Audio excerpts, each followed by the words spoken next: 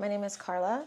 I'm a intensive case manager, and I was tattooed by India in June of this year, and I got a tattoo on my head and my upper back. I've always loved the imagery of African tribal art, and I knew I wanted something that was a pretty big piece and something that honored that heritage that I'm not necessarily a part of.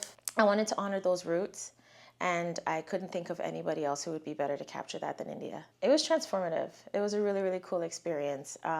It was a big and intense piece, but she made the process so comfortable. I really enjoyed it. It was life-changing for me. I recently started losing my hair, and I didn't know how I was going to go forward with that. The whole thing of like, for femininity, your beauty is in your hair and all this and this and that. But I wanted something that kind of honored this new change that my body was doing in a beautiful and ornamental way. And I think India and I achieved that.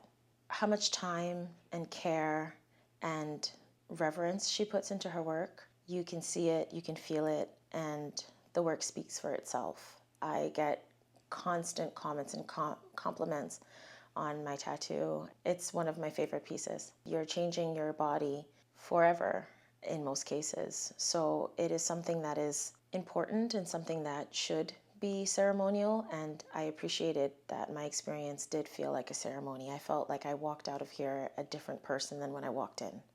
I always knew I was a strong person, and now I have proof.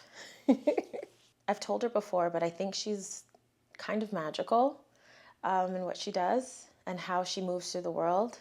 She's incredibly professional. The professionalism was just off the charts, and caring, because it wasn't an easy tattoo, but she figuratively and literally held my hand through the entire process and just made it a highlight of my year. India took those fragmented pieces and kind of formed it into something that I am so incredibly proud of. I love showing off, and I think it adds to the mosaic of who I am and who I am becoming, which I think is pretty special.